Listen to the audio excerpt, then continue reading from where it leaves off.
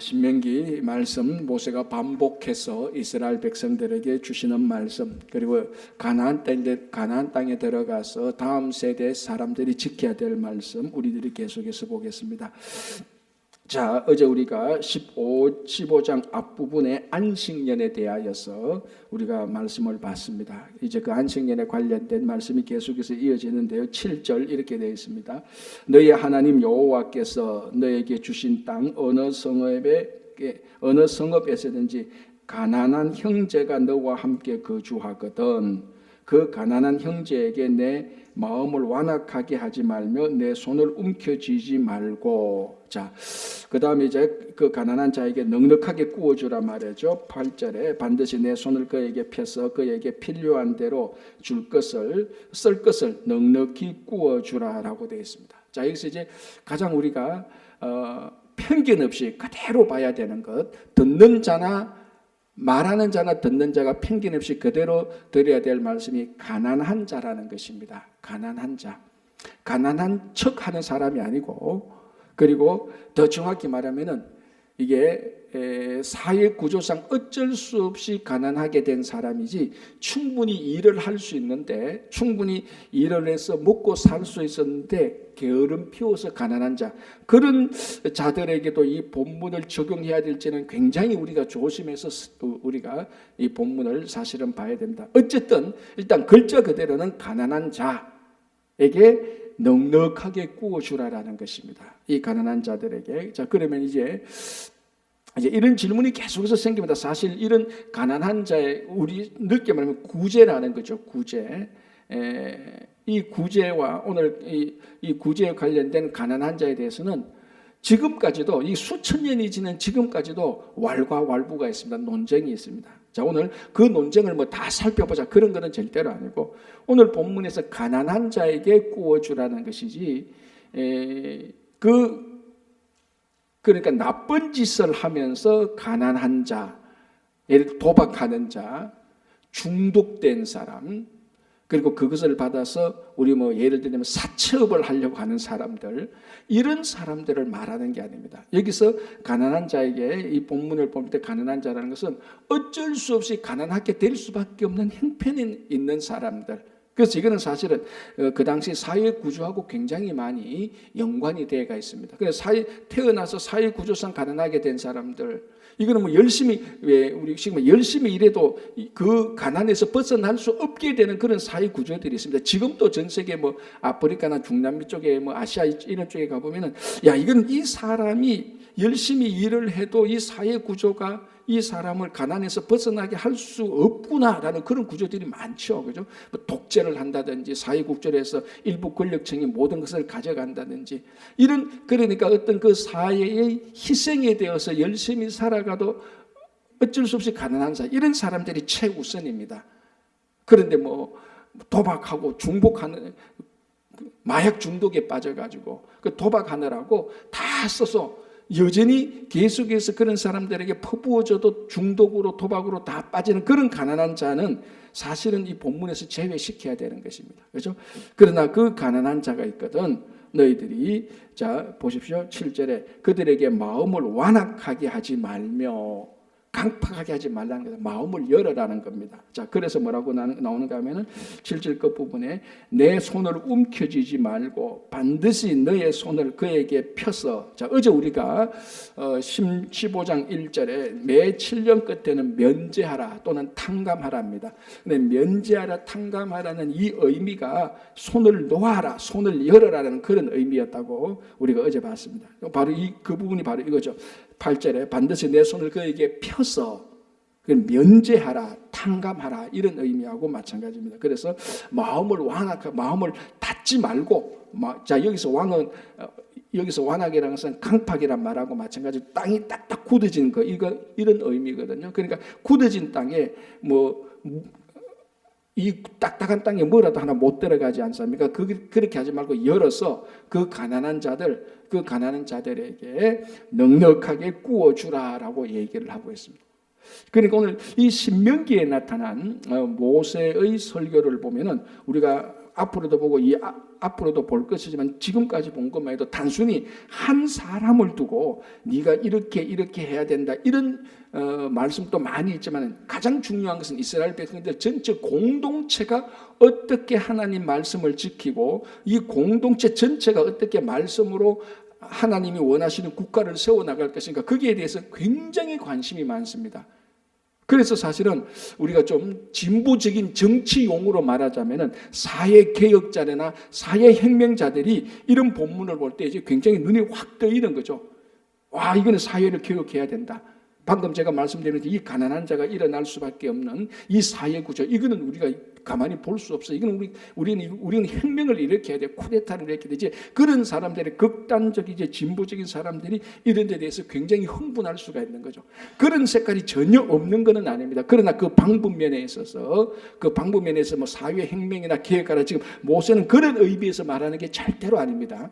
그러나 너희들이 나중에 그 가나안에 들어가면 가나안에서 국가를 세워 나갈 것인데 여전히 너희들 가운데서 가난한 형제가 생길 수밖에 없다. 아무리 어떤 국가를 세우든 어떤 공동체를 세우든지. 자, 그래서 11절에 이렇게 말하죠. 땅에는 언제든지 가난한 자가 그치지 아니하겠으므로. 자, 여러분 이게 한 500년 전 국가를 경영해보고 민족이란 국가를 경영해보고 사회 시스템을 구축해보고 난 다음에 야, 우리가 이렇게 해도 이거 국가가 가난한 자를 나라가 가난한 자를 구제 못하는구나. 그런 경험을 해보고 난 다음에 이런 말을 하는 게 아니라는 겁니다. 국가가 생기기 전에 가나안 땅에 들어서 국가가 생기기 전에 지금 우리가 말하는 민족이라는 말이 생기기 전에 우리가 말하는 이 민족은요 사실은 생긴 지 한 200년밖에 안 돼요. 500년 이전만 들어가도 민족이라는 개념이 없었습니다. 자, 어쨌든 그런 것들을 경험해보지도 않았는데도 이미 3,500년 전에 아주 예언적인 말씀이죠. 너희 중에 무슨 일을 해도 항상 가난한 자가 있다. 어떤 국가 시스템을 세우든지 그 어떤 시스템이든지 국가 구조나 사회 구조에 희생될 수밖에 없는 사람이 있다는 겁니다. 왜냐하면 이 땅에서 사람들이 세워나가는 모든 구조나 조직에서는 완벽하지 못하기 때문에. 그래서 그거를 가지고 그 완벽하지 못한 시스템에 가난한 자가 있다고 해서 그 시스템을 혁명하고 개혁하는 게 아니고 언제나 가난한 자가 있을 때 이 가난한 자를 도와라라는 데 초점이 있는 겁니다. 자, 여기서 오늘 보십시오. 어디에 초점이 있는가 하면 가난한 자들에게 초점이 아니고 사실은 누구에게 초점이 있죠? 가난한 자들에게 베푸는 자들에게 초점이 있어 사실은. 자, 이 본문을 보면은 전부 다 가난한 형제, 가난한 자, 뭐 이런 말이 나오기 때문에 가난한 형제에 초점이 있는 것 같지만 사실은 가만히 보면은 이 가난한 자들에게 베풀어야 될 수 있는 사람들에게 초점이 있는 거예요. 예를 들어서 가난한 자에게 초점이 있으면은 말씀을 이렇게 안 하죠. 너희들이 왜 가난하게 되었는지를 생각해 보라. 이렇게 나가야 되는 거죠. 가난한 자에게 초점을 맞춘다. 너희들이 진짜로 이 사회 구조가 태어나 보니까 사회 구조가 이렇게 돼 있고 그 노예 제도가 있고 뭐 신분 차별이 있어서 그렇게 가난하게 되었는지 네가 게을러서 가난하게 되는지 일이 많아도 가난한지 이런 말씀이 나와야 가난한 자들에게 초점인데 오늘 이 본문은 가난한 자들에게 초점이 아니에요. 가난한 자들에게 도와줄 수 있는 사람들에게 초점을 맞췄다는 거예요. 그러니까 이 본문을 오해하면 안 되는. 자, 그래서 이미 3,500년 전에 아주 예언적인 말씀으로 가난한 자들에게 항상 있을 것이다. 어떤 시스템이 있어도. 그래서 그 시스템을 뒤집어 엎는 게 아니고 가난한 자들이 항상 있을 때 너희들은 그 가난한 자들에게 너희 형제니까 항상 그 사람들을 도와주라라고 얘기를 하고 있는 것이죠. 그래서 8절에 반드시 내 손을 그에게 펴서 그죠? 그에게 필요한 대로 줄 것을 넉넉히 구워주라. 자, 9절. 삼가 너는 마음에 악한 생각을 품지 말라. 그럼 이제 이 가난한 자들에게 대한 마음이 어떤 마음을 품고 있어야 되는가를 얘기합니다. 첫 번째요. 9절에 삼가 너는 마음에 악한 생각을 품지 말고 여기서 악한 생각의 히브리어 원뜻은 뭐냐면요. 쓸모없는 이란 뜻입니다. 비루한이라는 이런 뜻입니다. 그러니까 이 가난한 형제들에게서 가난하니까 쓸모없어. 너희들 비루해. 이런 생각을 갖지 말라는 겁니다. 그러면 가난한 자가 그 공동체에서 우리 좀 뒤집어 말하면 쓸모없는 사람이 아니라는 것이죠. 자, 여러분 아시다시피 유대인들에게 있어서 반드시 해야 되는 삶의 신앙의 의무가 있습니다. 그게 뭡니까? 구제예요, 구제. 그거는 해도 되고 안 해도 되고가 아닌 게, 그거는 구제이기 때문에 반드시 해야 되는 겁니다. 그래서 그 구제를 반드시 해야 된다는 그런 이스라엘 백성들의 의무가 바로 이런 본문에서 다 나오는 겁니다. 반드시 해야 되는 겁니다. 그래서 여러분, 이런 그 탈무드 얘기도 있지 않습니까? 뭐 어디서 저도 한두 번 얘기한 것 같은데, 자 이제 그 유대인들이 가다가 거지에 이제 그 거리에 거지들이 있지 않습니까? 이제 그 거리에 거지들이 있으니까 거기 구제를 한단 말이죠. 뭐 돈을 주거나 뭐 양식을 준단 말이죠. 그러니까 그 구제를 받았던 그 거지가 고맙다는 말을 안 합니다. 그러니까 그 구제한 사람이 좀 기분이 언짢지 않습니까? 야, 너 왜 내가 너한테 이렇게 구제를 했는데 너 내한테 고맙다고 말 안 하느냐라고 말하니까 이 거지가 뭐라고 말했다는 거 알지요? 내가 왜 고맙다고 말을 해야 돼? 네가 내한테 고맙다고 말을 해야 돼. 이렇게 말해. 아니, 그래 준 사람이 고맙다고 말해야 된다. 왜? 너는 내가 없었으면은 구제의 의무를 못 해. 이 말이라는 거예요. 이 우스운 얘기인데요. 사실은 틀린 말이 아니에요. 맞아요. 구제를 해야 되는데 이게 의무잖아요. 구제를 해야 되는데 구제할 사람이 없으면 의무를 게을리하는 거하고 마찬가지거든. 그러니까 구제 대상이 있으니까 얼마나 고마워요. 이게 아이러니한 얘기지만은 사실은 본질을 꿰뚫는 핵심입니다. 그만큼 유대인들은 구제를 의무라고 말하고 있거든요. 그런 본문들이 바로 여기서 나오는 겁니다. 그리고 구제를 해야 되는데, 의무를 해야 되는데 가난한 자가 있단 말이죠. 구제 대상이 있단 말이죠. 쓸모없는 게 아니고 진짜로 쓸모가 있는 사람이죠. 와, 감사하다. 여기 가난한 분이 있어가지고 우리가 진짜로 구제를 할 수 있겠다. 와, 이 사람 너무 중요한 사람이다. 이렇게 되는 겁니다. 물론 굉장히 아이디어한 얘기를 지금 제가 하고 있지만 본질은 그게 맞습니다. 그래서 뭐라고 말하는가? 너는 마음에 악한 생각을 품지 마라. 그 구제 대상을 너희들은 쓸모없는 사람이라고 치부하지 말라라는 것입니다. 여기 첫 번째 마음의 태도고요. 자, 그 다음에 보십시오. 그리고 9절에 일곱째 해 면제년이 가까이 왔다 하고 그 궁핍한 형제를 악한 눈으로 바라보며, 궁핍한 형제, 가난한 자를 악한 눈. 자, 여기서 악한 생각이 나오고 악한 눈이 나오는데 사실은 뉘앙스가 좀 다릅니다. 앞에서 악한 생각은 쓸모없다는 의미가 있고, 여기서 악한 눈은 멸시하는 눈입니다. 착, 우리 그렇잖아요. 착 보고 말이지, 무시하는, 멸시하는 눈. 우리 가끔 제가 그 신앙생활 할 때 가끔 이제 아주 가끔 이런 분들, 목사님, 홍길동 집사님 좀 이상해. 왜요? 홍길동 집사님은 늘 가도 나를 쳐다보는 눈으로 늘 이래 쭉 훑어보고 멸시하는 눈으로 봐요. 사실은 그게 아닌데, 그 사람이 어떤 사람 보는 좀 뭐라고 스타일일 수도 있는데, 그 스타일이 그렇다 할지라도 그 스타일로 그런 눈으로 나를 바라보면 굉장히 불쾌한 건 맞죠. 아니야, 저분은 원래 스타일이 그래. 그렇게 이해해도 그래도 저 스타일은 기분 나빠. 나를 멸시하고 무시하는 것 같아. 이게 우리 사람의 마음입니다. 그런데 오늘 여기서 가난 궁핍한 현재를 바로 그 무시하는 눈, 멸시하는 눈으로 보지 말라는 겁니다. 너희의 가운데 한 사람의 형제를 보라는 거예요. 그러니까 여러분 이거 보십시오. 이게 사실 우리가 실제적으로 살아가면서 어떤 공동체 생활하면서 살아가는데 이런 악한 생각과 악한 눈으로 형제를 보지 말라라고 할 때 이 말씀을 그대로 지키기만 한다면은, 아니 그대로는 둘째치고 10분의 1만 지켜도 그 공동체는 엄청난 파워가 있는 공동체가 되게 될 겁니다. 그렇죠? 그러니까 이 신명기에 주어지는 말씀이 우리 공동생활에 주는 이 챌린지하는 것은 굉장히 큰 겁니다. 이런 걸 받을 때 우리가 기분 나빠. 나 이 말씀 듣기 싫어. 그게 아니고, 그렇구나. 참 이게 내가 지키기 어려운데 내가 이 말씀을 그래도 믿음으로 받아들여야지 할 때 이제 우리가 또 성숙해지는 거죠. 그죠? 악한 눈으로 바라보며 아무것도 주지 아니하면, 자 보십시오. 그리고 보십시오. 악한 생각, 쓸모없어. 그리고 무시하면서 아무것도 안 줬단 말이죠. 자, 그런데 어떤 일이 예를 들자면 그가 너를, 저 사람이 내가 지금 진짜로 가난한데 나를 무시했단 말이지. 나를 쓸모없다고 생각하고 아무것도 안 줬다. 그러면 이 사람이 여호와께 호소하면, 자, 우리가 하나님께 어떻게 호소합니까? 여러분 하나님께 호소할 줄 모릅니까? 기도하면 되는 거예요. 그렇죠. 뭐 여호와께 호소하는 게 따라서 법정에 가서 뭐 호소한다는 서류를 내서 내는 건 아니잖아요. 여호와께 호소하면 뭡니까? 하나님, 이 가난한 형제가 하나님 봐서, 하나님, 저 홍길동이라는 사람이 나를 진짜 무시했습니다. 내가 가난하다고. 그리고 나를 쓸모없는 사람 생각하고 지금 아무것도 주지 않습니다라고 이 사람이 하나님께 그렇게 기도하기만 해도 뭐라고 되어 있죠? 그것이 너에게 죄가 될 것이다라는 거. 그럼 여러분 조심해야 돼요. 그러니까 어떻게 보면요, 좀 우리가 뒤집어서 반전적으로 말하면요, 이게 가난한 자가 우리한테 갑질할 수가 있어요. 맞잖아요, 그죠? 내가 가난한데 저 사람은 저 사람 내한테 이상하게 본다. 그리고 내한테 왜 안 줘? 알았어, 내가 내일 새벽기도 가서 하나님께 호소할 거야.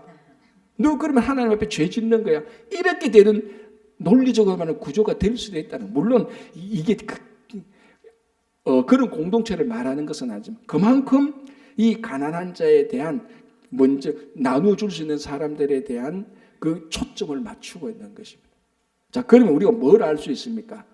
가난에 가면은 반드시 가난한 자가 생길 것이다. 11절에 나온 것처럼 그 사람들에게 대해서 중요하게 생각을 하라는 것입니다. 자, 그런데 이제 전제적으로 말하는 것은 이 가난한 자가 이 시스템을, 이 하나님의 말씀을 절대로 가난한 자에게서는 남용해서는 안 되는 겁니다. 이게 사실은 이제 가난한 자에게 주는 말씀이라는 첫 번째가 그럴 겁니다. 너는 너의 가난을 남용하지 말라. 만약에 제가 성경을 쓴다면은 미안합니다. 이게 좀 불경스러운 저보고 덧붙이라 말하면 저는 이렇게 덧붙이겠습니다. 이 본문 뒤에 이제는 가난한 자에게 말씀을 하노니 첫째로 너희는 너의 가난을 벼슬로 삼지 말라. 네가 뭐 가난한 게 잘났다고 벼슬로 삼지 말라. 두 번째, 네 가난을 남용하지 말라. 세 번째, 네가 진짜로 가난할 수밖에 없어서 가난한지 한번 되돌아보라는 것. 자, 이 당시에는 이 사회 구조가 가난하게 될 수밖에 없는 것을 전제로 하고 있는데 많은 사회에서 물론 뭐 아프리카의 지금 독재나 그런 사회에서는 열심히 한다고 해도 안 되는 구조가 이런 나라들이 사실은 많이 있습니다. 그럼 충분히 인정합니다. 그럼에도 불구하고 열심히 살고 힘든 일이라도 하면은 가난을 벗어날 수 있는데도 안 하는 사람들, 그런 사람들은 이 구제 대상에서 제외시켜야 되는 게 맞습니다. 왜? 가난을 남용하니까. 제가 사석에서도 이런 얘기했습니다. 작년에 한국 가니까 우리 선배가 그 건축의 감리사인데 현장에 가보면은 노동일 하는 사람 80%가 동남아시아 사람이에요. 한국의 20%는 그 20%만 그 일을 하는 겁니다. 그러면서 언론에 나오면 젊은이들 일자리 없다고 계속해서 나오는 거죠. 사회 구조가 잘못되었다. 기성세대가 젊은이 일자리 뺏어간다. 예를 들자면 뭐 조기 은퇴한 사람들 59세, 60세 은퇴하고 나니까 건강하고 일해서 이 사람들이 또 사회에 나오면 뭐라고 말합니까? 저 사람들이 사회에 나서니까 젊은이들이 일자리가 없어진다. 막 이런 언론들을 우리 기사를 봅니다. 그거를 볼 때 지금 젊은이들이 진짜 일자리가 없는가? 사회 구조가 진짜 그러냐? 그렇지 않다는 거죠, 지금. 여러분들도 한국 방문해서 많이 봤지 않습니까? 뭐 저보다 더 잘 알 겁니다. 사회 구조나 그런 데는. 보면은 일자리가 없는 게 아니라 물론 힘든 일은 맞아요. 힘든 일은 맞죠. 노동을 해야 되니까. 그런데 우리만 하면 그래도 자기가 대학 나왔다고 한국에서 뭐 대학 나온 게 벼슬입니까 요즘에? 진짜 미안합니다. 이런 말 하면 좀 전에 개나 소나 다 가는 게 대학 아닙니까 한국에서? 왜냐하면 한국에 지금 대학교가 미달이에요. 고등학교 나온 사람이 다 대학교 가도 대학교에 자리가 남을 판이란 말이에요. 그럼 다 대학교 가는 게 그게 벼슬이라고. 그래도 대학 나왔다고 나는 저런 노가다 일 못해. 나는 저런 베트남에서 온 사람하고 일 못해. 그러면서 가난하게 된 자들을 도와라. 그런 말은 아니에요. 이 본문은 우리가 냉정하게 해석해야 돼요. 냉정하게 해석해야 돼요. 왜냐하면 그래서 도와주면 그 사람은 끝까지 스포일시키는 겁니다. 제가 이런 사람들 몇 사람 좀 알고 있어요. 저런 사람은 안 도와줘야 되는데 도와주니까 계속해서 그 도움을 가지고, 그리고 어떤 사람은요, 이게 몇 번 도움을 받으면요, 어디에서 돈이 나오는 구멍인가를 다 알아요. 사회 구조를 따끔하게 알고 있어요. 요 구조는 요렇게 해서 하면 이 돈을 받아낼 수 있다. 그 돈을 받아내서 그 받아낸 돈의 원래 용도대로 쓰느냐? 전혀 안 씁니다. 다 개인으로 다 씁니다. 그리고 이 서류는 또 이상하게 또 작성하고, 그러면서 맨날 가난하다라고 말하고. 그거는 오늘 여기서 가난한 형제에 해당되는 게 아니죠. 가난을 남용하는 사람, 그런 사람은 잡아가 징계를 해야 되는 거예요, 사실은. 그러나 순수하게 가난하게 된 사람들, 이 사람들에 대해서는 악한 생각과 악한 눈을 가져서는 안 되고 후히 구워줘야 되는 겁니다. 그렇죠? 자, 그래서 이 사람들이 너에게 호소하면 그게 죄가 된다라고 할 정도로 가난한 자들에 대한 하나님의 배려가 이만큼 넓고 깊다는 것은 우리가 알고 있어야 되는 거다. 자, 10절 너는 반드시 그에게 줄 것이야. 그러니까 이게 의무가 된 겁니다. 왜 의무가 된지 아세요? 반드시라는 말 때문에. 반드시는 의무잖아요. 그죠? 그래서 너는 반드시 그에게 줄 것이요. 줄 때에는 아끼는 마음을 품지 말라. 줄 때는 구제니까 아끼는 마음을 품고 기쁜 마음으로 주라라고 이렇게 되어 있는 것이죠. 자, 11절 땅에는 언제든지 가난한 자가 그치지 아니하겠으므로 아까 제가 말씀드린 것처럼 이거는 인간 인류가 있는 한은 항상 가난한 자가 있습니다. 자, 그래서 그러면은 이렇게 보십시오. 이게 참 이 말이 얼마나 우리가 깊이 얼마나 아이러니한가 하면요. 하루 세 끼 다 먹어요. 먹고 살 집이 다 있어요. 그리고 자기가 아프면 병원에 가서 혜택 받을 거 다 있어요. 그런데도 가난함을 느껴요. 상대적 가난함을 느낀다는 거죠. 다른 사람은 다 부자인데 나는 다른 사람 10개 가진데 나는 왜 5개밖에 없어? 이 또 상대적 박탈감으로 또 가난한 사람들이 생겨요. 그런 가난한 자를 말하는 건 또 아닙니다. 절대적으로 가난한 자. 그래서 우리가 이 가난한 자에 대해서 구제를 하고 도와줄 때 이 가난한 자에 대해서 순수하게 카테고리를 잘 만들어야 될 필요가 있고 진짜 이 가난한 자들은 내가 진짜로 여기 해당돼서 가난한 자인지 아니면 다른 내 자신의 게으름과 내 자신의 왜곡된 탐욕으로 인해서 내가 가난하게 된지 그걸 우리가 좀 봐야 됩니다. 그러나 순수하게 가난한 자는 언제든지 너희 가운데서 있다. 그 사람들은 여기서 나온 것처럼 하나님께서 말씀하신 대로 반드시 도와주시고 인색한 마음으로 도와서는 안 된다라고 되어 있는 것입니다. 그렇죠? 자, 이제 12절로 돌아가겠습니다. 12절은 또 이제 완전히 다른 명령이죠. 무엇인가 하면은 노예를 해방시키는, 노예를 풀어주는 겁니다. 자, 여러분 이런 것들이 전부 다 보십시오. 안식년이 되면은 면제해주고 가난한 자들을 도와주고 노예들을 풀어주고 이게 지금 우리가 사회 정치적으로 말하면은 한 국가의 천지개벽이 일어나는 겁니다. 그죠? 그러나 오늘 이 본문은 그런 사회 제도적으로 천지개벽 그거 말하기 전에 하나님의 자녀로서 살아갈 때 이방 민족들과 구별된 하나님의 자녀로 살아가는 그 삶의 모습을 말해주고 있는 겁니다. 자, 보십시오. 12절 내 동족 히브리 남자나 히브리 여자가 너에게 팔렸다 하자. 자, 왜 여기서 말하는 종은요 팔려온 종입니다. 근데 이게 태어날 때 뭐 그 노예 제대 때문에 노예가 되었다 그런 게 아니고 팔려온 종. 왜 팔려오죠? 이게 경제적으로 돈이 없게 되니까. 그러니까 아까 앞에 말하는 가난한 자들하고 같이 연결이 되는 겁니다. 이 노예는 가난하니까 자기 아들을 팔아서 그 판 아들을 대가로 경제적인 이익을 볼 수밖에 없는 그래야 그 가족이 살아갈 수 있는 그런 사회 구조상에서 말하는 거죠. 그래서 내 동족 히브리 남자는 히브리 여자가 너에게 팔렸다 하자.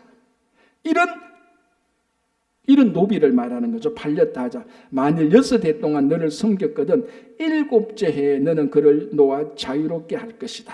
이게 안식년에 면제하는 거하고 똑같죠. 그죠?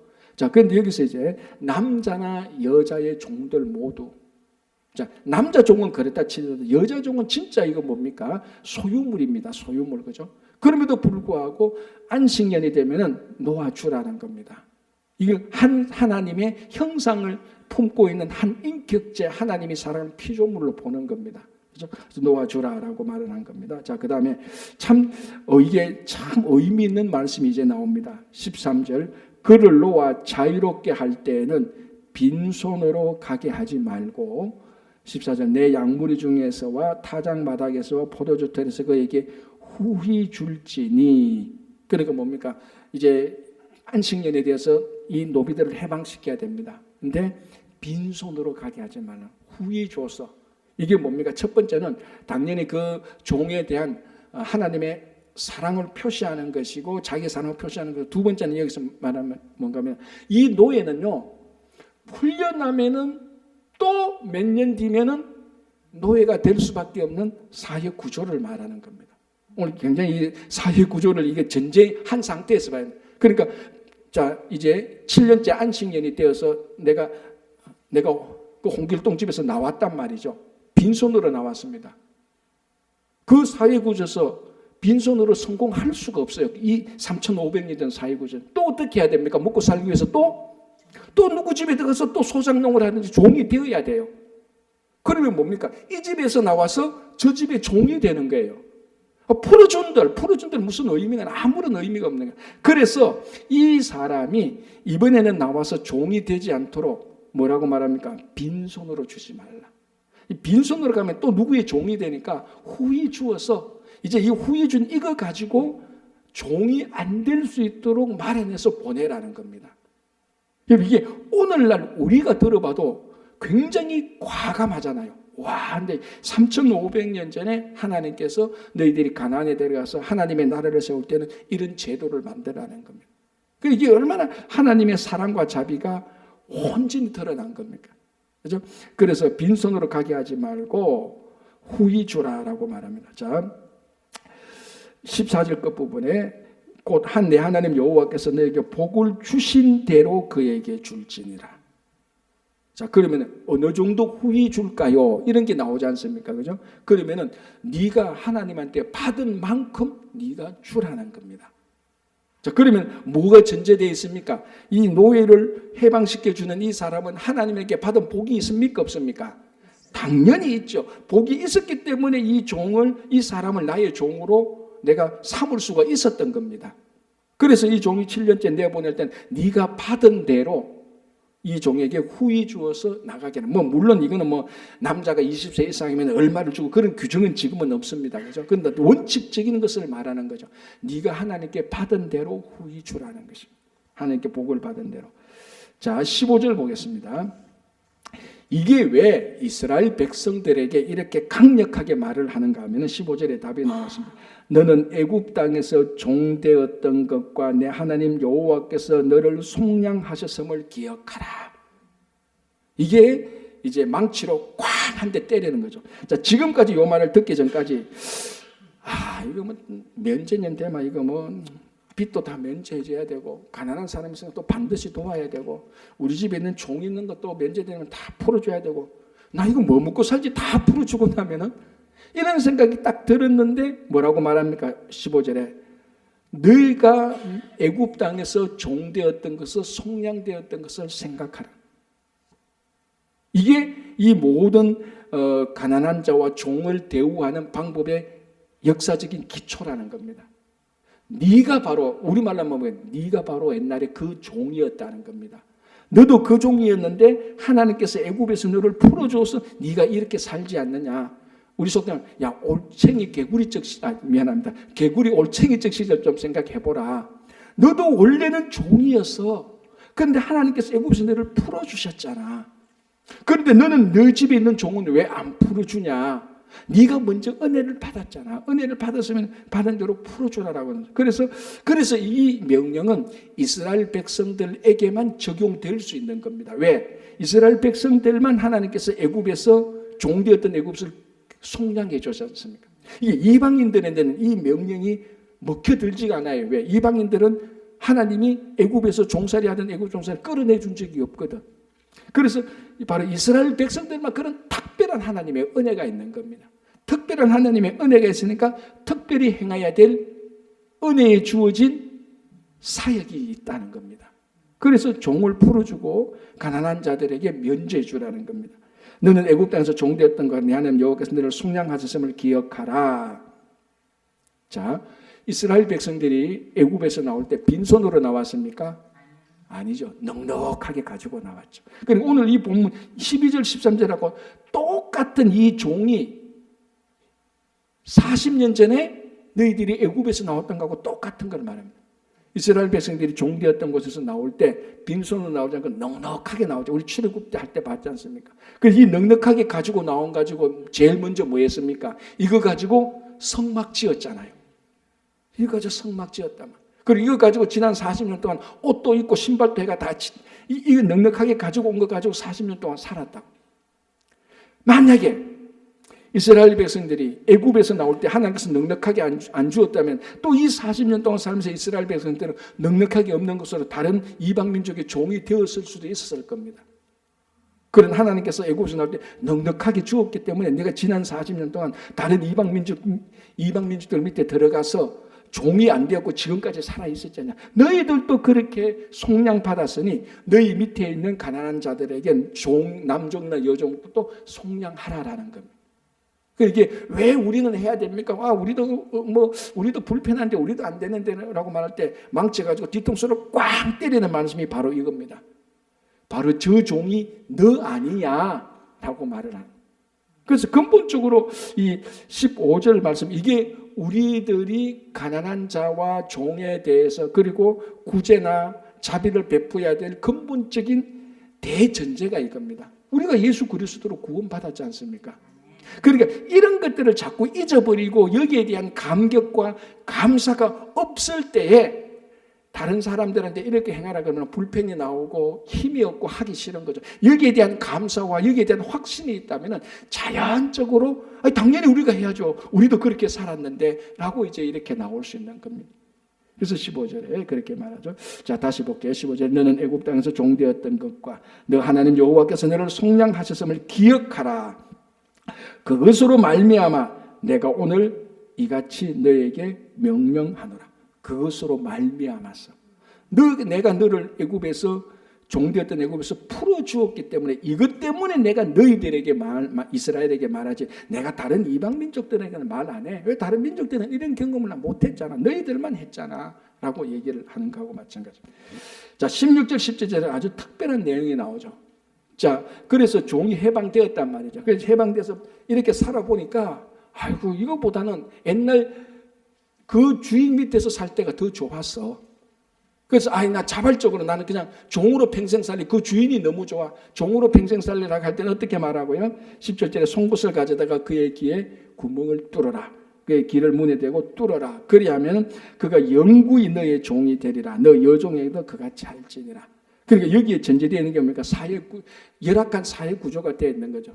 종으로 살다가 해방되었어 라고 사회에 나가보니까 이 사회가 너무 힘든 거예요. 사회 구조가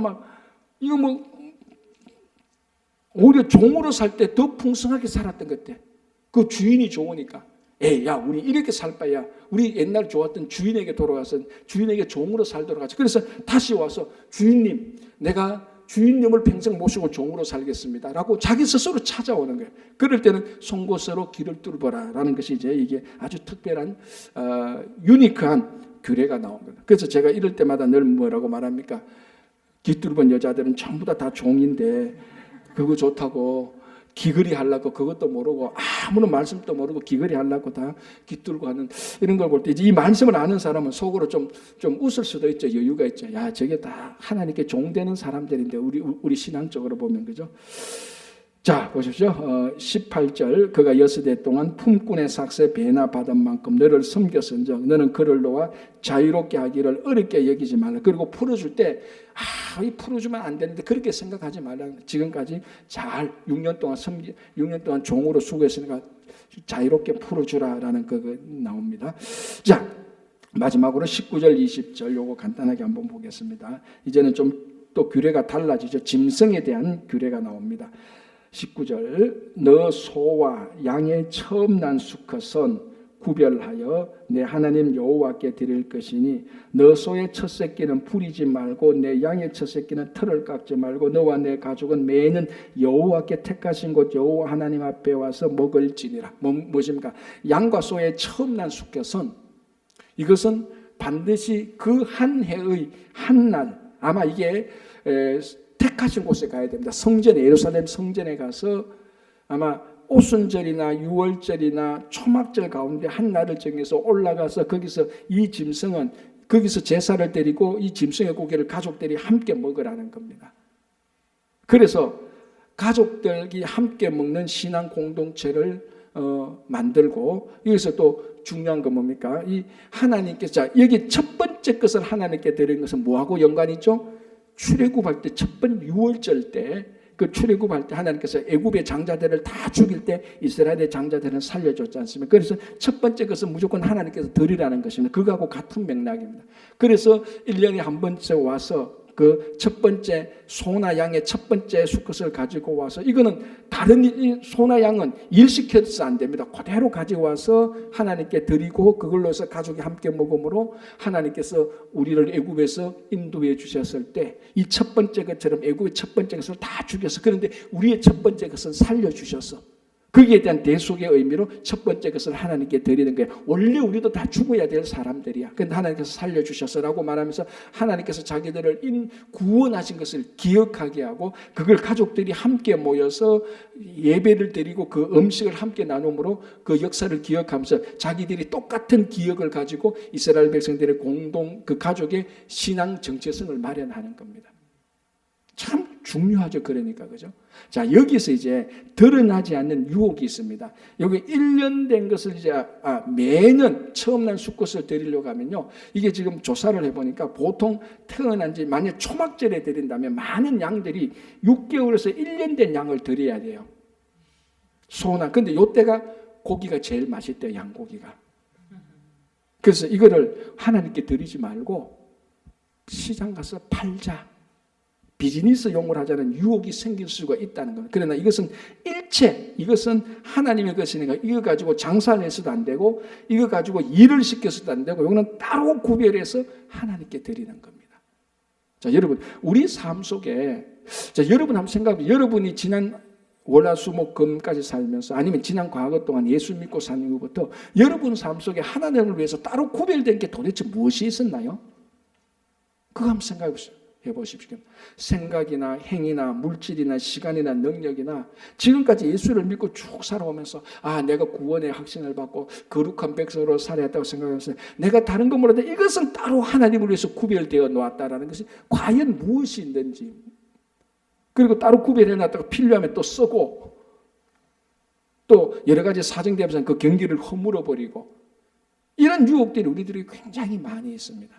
그래서 하나님의 백성으로서 살아갈 때 나는 이런 것들은 하나님께 구별되었습니다라고 말하는 것들이 자기들한테는 있어야 되는 겁니다. 그래서 이 첫 번째 양이나 소와 양의 첫 번째 것을 드리면서 늘 이것을 생각하죠. 이 구별된 것을 드리면서 우리가 저 이방 민족들과 가나안에 들어서 이방 민족들과 우리는 구별된 삶을 산다라는 것을 그 가족의 신앙 정체성으로 삼는 겁니다.